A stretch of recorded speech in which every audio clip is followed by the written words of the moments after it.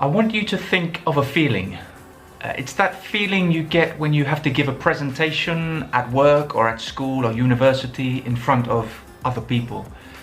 It's that feeling you get when you are introduced to a group of people you don't know at a party. And it's that feeling you get when you have to speak English to anyone at any time, right? So what do you call that feeling? Nerves? Stress? Anxiety? Yeah, they're all good words, right? But I have a new word which I think sums up that feeling better. It's an acronym and it's FOPO. And I'm going to explain exactly what it is, why it's extremely important to your English learning, and what you can do to overcome it. Okay, let's go.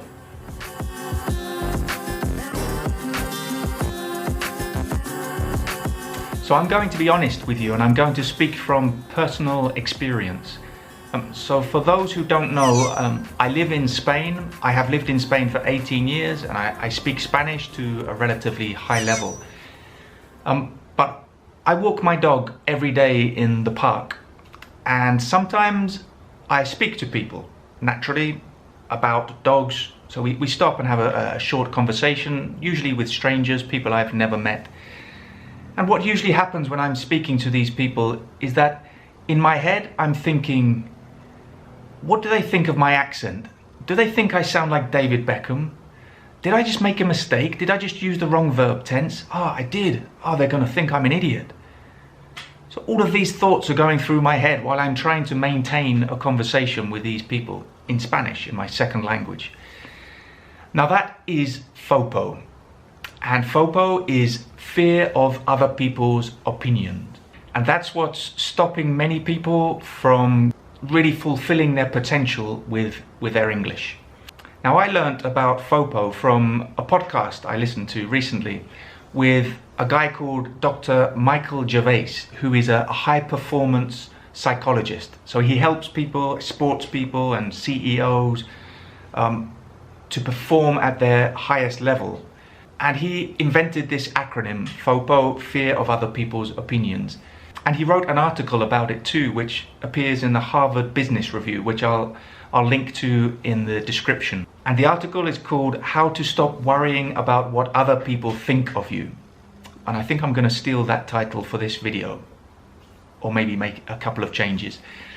Obviously, he is talking more generally, but in this video, I want to relate it to the English learning process, specifically the speaking English, which in my experience as an English teacher, it's the biggest problem that people have, this fear barrier, in this case fear of other people's opinions. So why is FOPO so important? Well, it can have a very negative effect on performance. Now what we're talking about in this video is English speaking, so it can affect your English speaking negatively. But it can go much further than that, because if we are obsessing about what other people may or may not be thinking about us, instead of thinking of our own talents and abilities and values, then we can't perform to our highest level. So we can't speak to our highest level. So all that grammar and pronunciation and vocabulary that you've studied over the years, you're not using it to its fullest potential, which is a real shame, a real pity. And if you're too worried about what other people think, you're not going to take the opportunities to speak when you can. You're going to hide and find excuses not to speak because you're just too worried. The fear of other people's opinions is too great. It's too overwhelming. So what can we do about it? How can we overcome FOPO? Well, there are four things you can do, basically.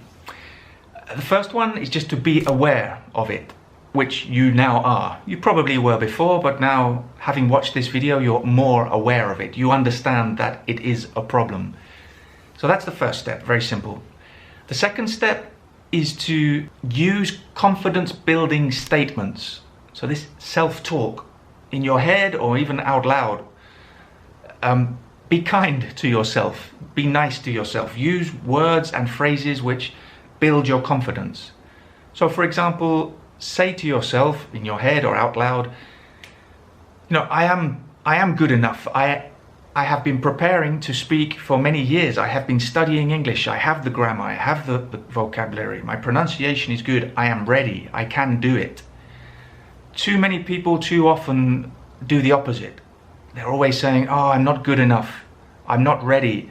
I make too many mistakes. Like the example of me speaking in the park to other dog owners.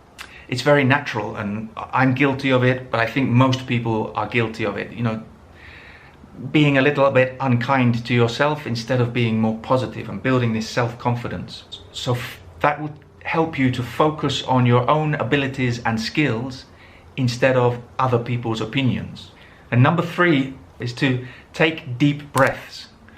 Now this seems quite obvious, of course, because you know everybody knows that when you're stressed or anxious, it's good to take deep breaths. But what this does is that it signals to your brain that you are in no imminent danger. There is no threat. You can be calm.